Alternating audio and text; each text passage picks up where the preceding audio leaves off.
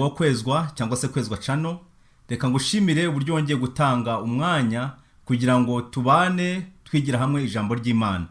Uyu munsi tugiye kurebera hamwe icyigisho kivuga ngo gukomera kuri gakondo. Uwo muri kumwe ni Kayishema Joel. Reka dusenge.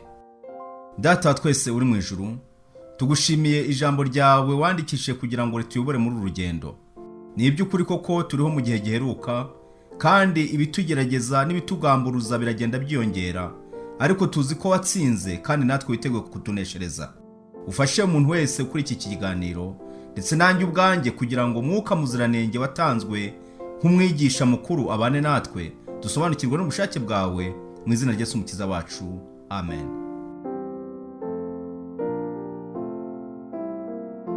Gukomera kuri gakondo. Ese gakondo tugiye kurebera hamwe uyu mwanya ijambo ry'Imana tubwira ni iyihe? Ni ya yindi se twahawe n'abakurambere bacu, amasambu, imirima, cyangwa se umunani runaka twarazwe nabo? Reka twumve Bibiliya uburyo ituyobora kuri gakondo ifite agaciro cyane kandi umuntu wese akwiye kuzirikana. Igitekerezo duheraho ni icy'umugabo w'imfura tubona muri Bibiliya witwaga Naboti. Naboti ni umuturage wari ufite uruzabibu rwiza kandi rukundwa na benshi, ku buryo mu barukunze habonetsemo n'umwami witwaga Ahabu. Igitekerezo cye tukibona mu gitabo cya mbere cy'Abami igice cya 21. Ese uyu mugabo byamugendekeye gute? Kandi hariho umugabo witwaga Naboti w'i Yezereli.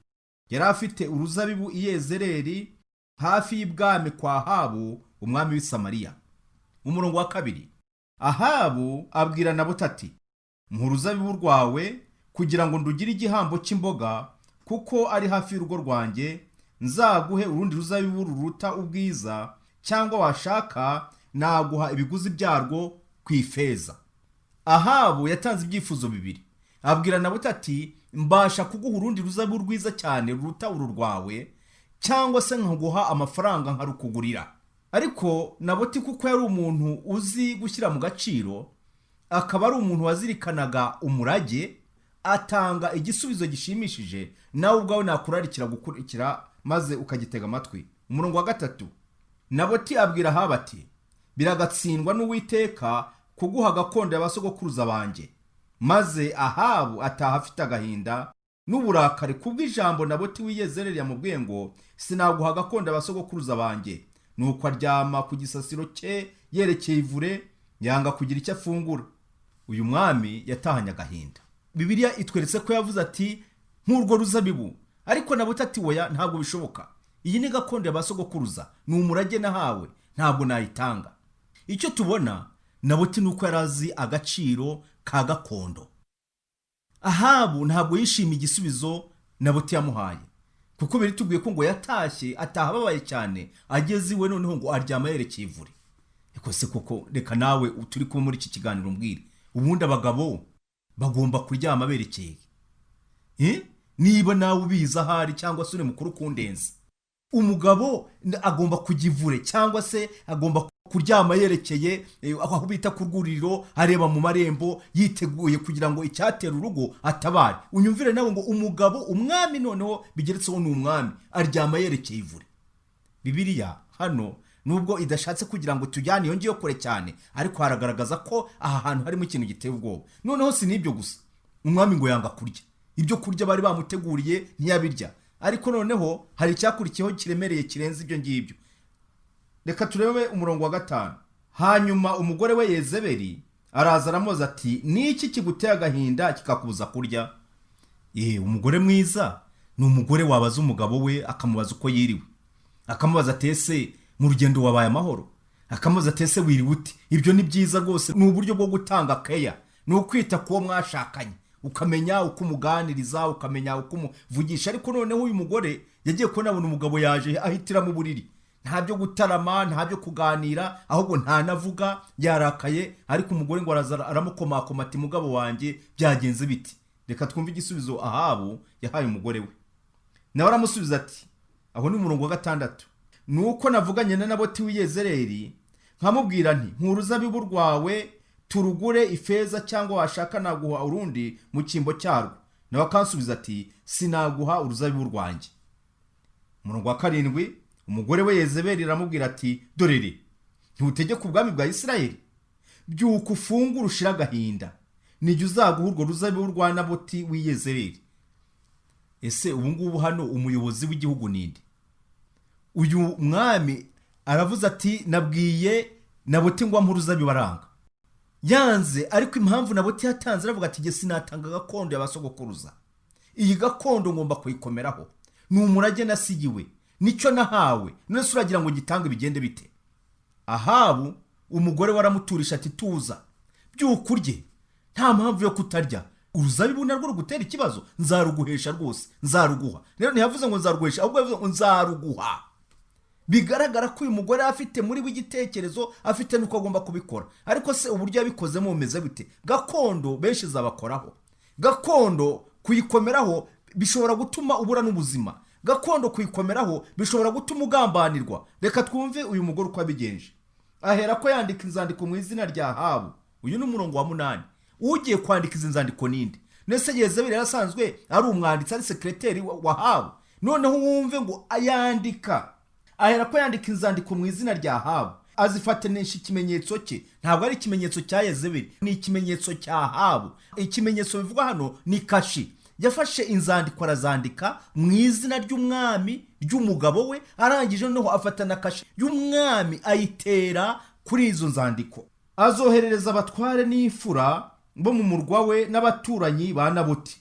Urumva izi nzandiko zijya ari inzandiko zifite icyo zigendereye, kandi ndahamya ko kitari cyiza rwose. Noneho zoherejwe abatware ngo n'abandi b'imfura. Ab'imfura nuvuga ngo ni abashimwa, bitwa ko ari inyangamugayo, bazwi, b'intangarugero. Bibiliya ntabwo yabaye nk'ica amarenga, oya, ahubwo noneho turabwirwa n'icyari mu nyandiko imbere. Yandika muri izo zandiko ngo nimutegeke abantu biriza ubusa, maze mushyire Naboti imbere yabo. Uyu wari umunsi w'amasengesho. Mubwire abantu biriza ubusa, basenge, bagire igihe cyo kubana n'Imana, bagire igihe cyo kumva uburyo bakwiye gusabana n'ijuru. Undebere akaga k'amasengesho yo mu gihe giheruka nayo uko ameze. Abantu rimwe na rimwe usanga gusenga kwabo, imisengere yabo itagendera gukiza imitima y'abantu, ahubwo ari imisengere ifite ikindi kintu cyihishe inyuma yayo. Hano abantu babwiye kuza bakiriza ubusa. Iki gikorwa cyabonetsemo abantu benshi cyane. Ahari ushobora kutabyumva, ariko nuvuga ngo hari igihe biba ngombwa ko habaho igikorwa abantu bose bahamagarirwa kubamo. N'aya masengesho abantu bose bari bahamagara kugira ngo bayabonekemo. Na Naboti rero yari yayajemo. Noneho marangije bashakira Naboti umwanya mwiza, baravuga ati we ni mumushakira icyicaro kiza imbere y'abantu. Hari igihe umwe na rimwe ushobora guhabwa icyicaro n'umwanya wo kwicara mukagira ngo ni umwanya uguhesha isumbwe, uguhesha n'icyubahiro, ariko akaba ari umwanya ahubwo wo kugira ngo abantu babone uburyo bagushyikira vuba utabacika. Noneho arangije ngo imbere ye muhashyira abagabo 2 b'ibigoryi bamushinje bati watutse Imana n'umwami. Naboti bari bateguye uburyo barazana abagabo 2 b'ibigoryi. Ese wowe aho utuye muri sosiyete ubamo bakuzi gute? Bazi kuri iki? Tekereza ko umuntu ari ikigoryi bikaba bizwi, abantu bakavuga bati kanaka tuzi yuko ari umuntu utanga umugayo, ni umuntu rwose w'ikigwari, ni umuntu udashobotse, ibyo umubwiye byose arabikora, ntabwo ajya amenya gushungura ngo akire mu gaciro. Naboti bamutegurira abagabo 2 b'ibigoryi baza kumushinja. Barangije bababwira n'ibyo bamushinje. Aravuga ati muvuga ngo yatutse umwami kandi atuka n'Imana yo mu ijuru. Kandi noneho uwo mwanya barimo ni umwanya mwiza wo gusenga, wo kubana n'Imana, basa n'abantu bagira ngo Imana igira ikibakorera.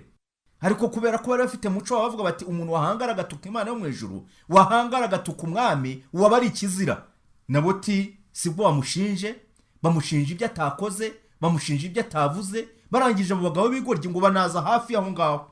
Imbere ye muhashyira abagabo 2 b'ibigoryi bamushinje bati watutse Imana n'umwami, nuko muhere ko mumujyane mujye kumutera amabuye mu mwice. Impamvu y'amasengesho hano iragaragazwa. Nuvuga ngo ni uburyo bwo kugira ngo bikize umuntu umwe wabangamiye umwami witwa Naboti. Kandi iki gikorwa cyateguwe na Yezebeli umugore w'umwami. Ntabwo ari gahunda yo gusenga ngo abantu bihane, ntabwo ari gahunda yo kugira ngo abantu basuke ibibaremereye n'ibiri ku mitima yabo imbere y'Imana, ahubwo ni amasengesho agendere kugira ngo agire uwavutse ubuzima. Umurongo wa 11, nuko abatware bo mu murwa n'ab'imfura b'abanyarurembo babigenza uko Yezebeli yabatumyeho, nk'uko yanditse muri izo nzandiko yaboherereje. Bategeka abantu kwiriza ubusa, bashyira Naboti imbere yabo, maze abagabo babiri b'ibigoryi barinjira bamwicara imbere. Abo bagabo b'ibigoryi bashinje Naboti bari imbere y'abantu bati, Naboti yatutse Imana n'umwami. Rwose nubwo turi gusenga dufite gahunda yo kwiyiriza ubusa, ariko Naboti yakoze ishyano, yatutse Imana yo mu ijuru atuka n'umwami. Uwo mwanya baramusumira bamuvana mu murwa, bamutera amabuye arapfa. Bahera ko batuma kuri Yezebeli ko Naboti bamuteye amabuye bakamwica. Ntabwo ari inkuru bashyiriye Ahabu, ntabwo ari wateguye igikorwa, ahubwo ni Yezebeli. Arangije bamushyira ubutumwa bati, rero ya gahunda twayikoze, twagize umunsi wo gusenga no kwiriza ubusa, turangije Naboti twamwishe, ubu ngubu rwose Imana ishimwe. Ese nawe nuko nguko ushobora guhemukira abantu no kugira burenganye warangiza ugashima Imana? Naboti yavukijwe ubuzima bwe, kandi avutswa ubuzima bitewe n'uko akomeye kuri gakondo y'iwabo. Gukomera ku murage, gukomera kuri gakondo ni ikintu dukwiye gutekerezaho. Mbese ni icyo ufite wowe warazwe, wahaweho gakondo ugomba gukomeza no gusingira. Yezebeli yumvise ko Naboti bamuteye amabuye agapfa, abwira Ahabu ati, haguruka wende rwa ruzabibu. Naboti w'i Yezereli yangaga ko mugura, ntakiriho yapfuye. Ahabu yumvise ko Naboti yapfuye, arahaguruka aramanuka ajya muri urwo ruzabibu rwa Naboti w'i Yezereli kuruzungura. Ahabu arahaguruka, yumva yuko noneho Naboti atakiriho. Ntiyiriwe abaza ati, ese azize iki? Ahabu ajya kuruzungura. Muntu w'Imana, hari igihe hategurwa gahunda zo gusenga ariko zigendereye ubugome. Mbese umurage wawe wo ukomeza bingana iki? Mbese wari uzi ko hari abantu benshi biri tubwira bagumye ku murage, barawukomeza, barawugundira kugeza ubwo bigeze igihe runaka bakagambanirwa. Tubona yuko abasore batatu b'Abaheburayo bari i Babuloni. Abo basore ni Saduraka, Meshaki na Abedenego, basobanukiwe n'agaciro ko gukomeza umurage. Nubwo atari umurage wifatika byaha mu isi by'imasambu n'imirima n'inzabibu, bari bazi yuko umurage uruta indi yose bahawe kumenya Imana no gutunga Imana mu bugingo bwabo bikwiye gutuma bataramya ibigirwamana n'ibishushanyo. Maze biba ngombwa yuko bategurirwa itanura ry'umuriro bagomba kujugunywamo. Ariko abasore ntabwo bigeze bagambanira umurage wabo. Jya wirinda kugambanira umurage, ujya wirinda kugambanira gakondo. Gakondo yabo bari bazi yuko ifite agaciro cyane kuruta ikindi kintu cyose. Baravuga bati, twebwe Imana yo mu ijuru nubwo itadukiza, ntabwo dushobora gusenga ibigirwamana, ntidushobora gupfukamira ibishushanyo, ntabwo dushobora kubikora. Ariko abo basore baradenze bajugunywa mu itanura ry'umuriro. Imana ishimwe. Iyo wagumye kuri gakondo ukayikomeza, ntugambanire ibyiringiro byawe, Imana iratabara. Abasore nubwo bajugunywe mu itana ry'umuriro, Jambo ndiho Mikayeli yaraje arabarwanira, kandi itana ry'umuriro barivamo badahiye.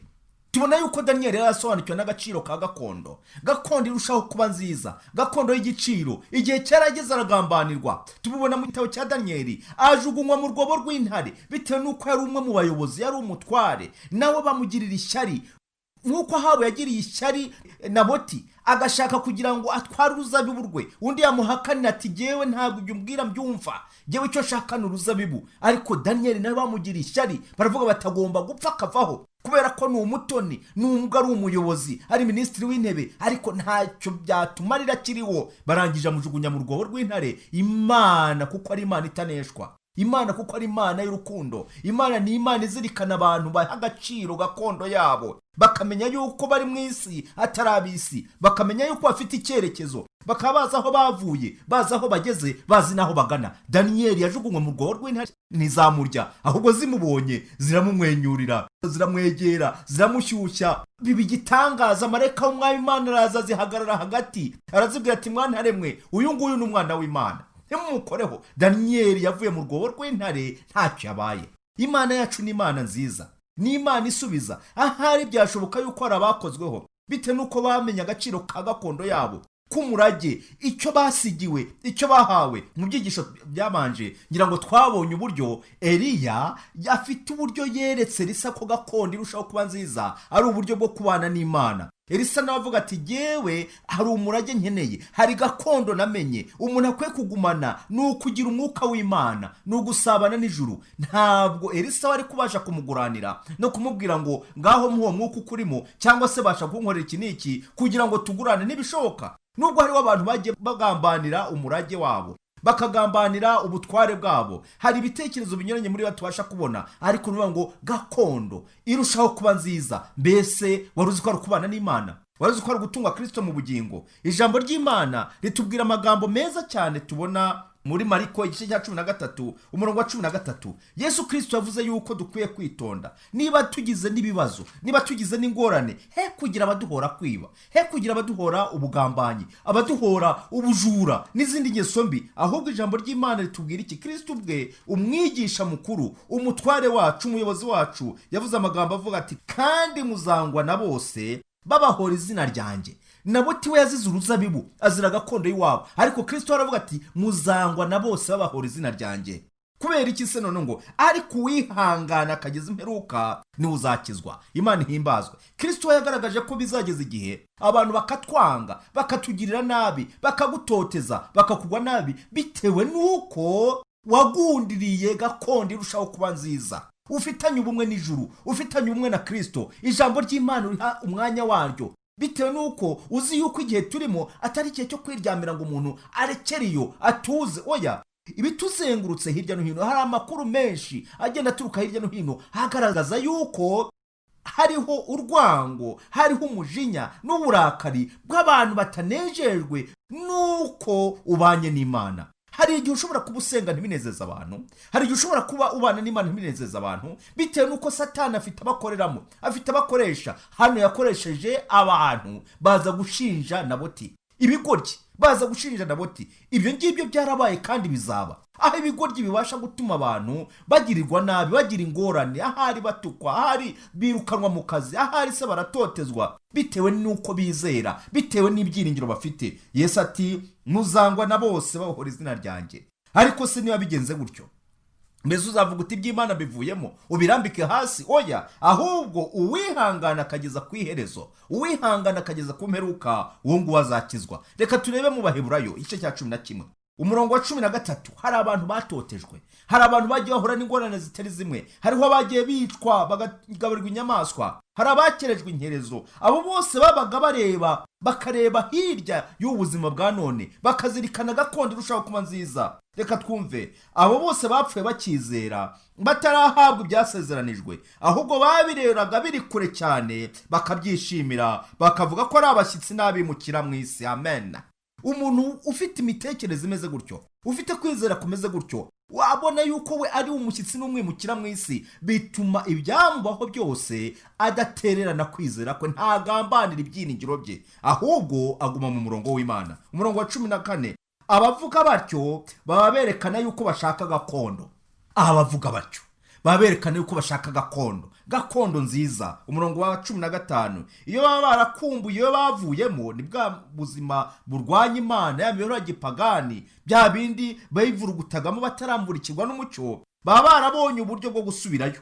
Ariko noneho barashaka gakondo irusha icyo gihugu kuba cyiza, ariyo yo mu ijuru. Nicyo gituma Imana idakorwa n'isoni zo kwitwa Imana yabo, kuko yabiteguriye umudugudu. Niba uri umubyeyi, ukaba uri umukobwa, ukaba uri umusore, uri umugabo, unyumva, Imana ishimwe, ntugagire ipfunwe ngo ugire isoni, ugire uburyo utinya guhamya Imana yawe, utinya guhamya kwizera kwawe, ngo Imana nayo ubwayo ntabwo biyikoze isoni. Kuba ifite abahungu, ifite abakobwa, ifite abagabo n'abagore, ifite abayobozi bayigaragaza mu mirimo yabo, ifite abana batoya bagaragaza kwizera kwabo, bagashikama ku kuri kw'ijambo ry'Imana, ntibagambanire ukuri kw'ijambo ry'Imana, ntibageze igihe bavuga ngo Imana ntikiriho. Hari abantu ubu ngubu bavuga ko Imana itakibaho, ukabona bavuga bati Imana nta kimaze, ariko Imana iriho, yariho, iriho kandi izahoraho iteka ryose. Wowe untegeye amatwi, wowe unyumva muntu w'Imana, unkurikiye turi kumwe, Abafilipi igice cya 3 umurongo wa 20. Ese iri somo riratubwira iki? Iri somo riradufasha ritubwira ngo iki? Naho twebwe iwacu ni mu ijuru. Amen.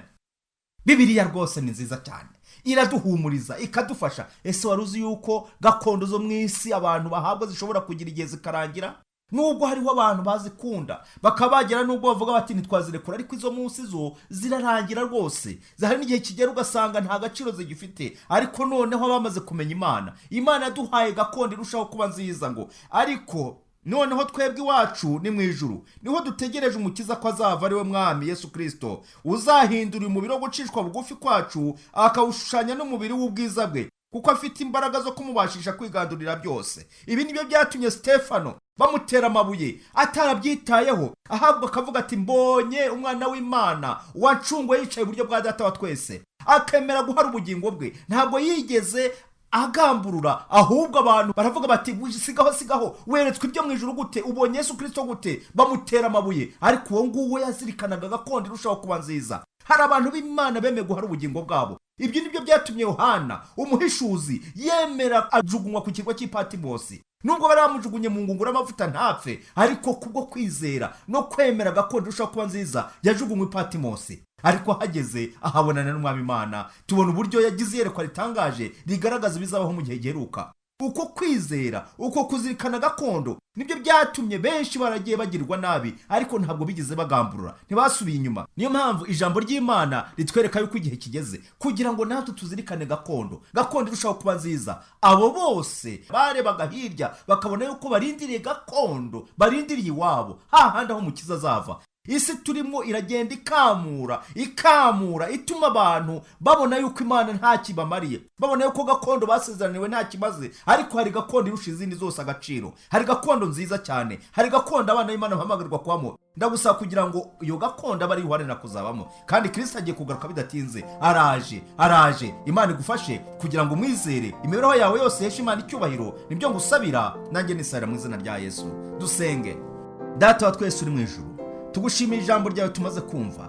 Ni ukuri koko Naboti yararenganye, ndetse hari n'abandi bagiye barengana mu bihe bitandukanye, ariko Data mwiza wamubaye hafi.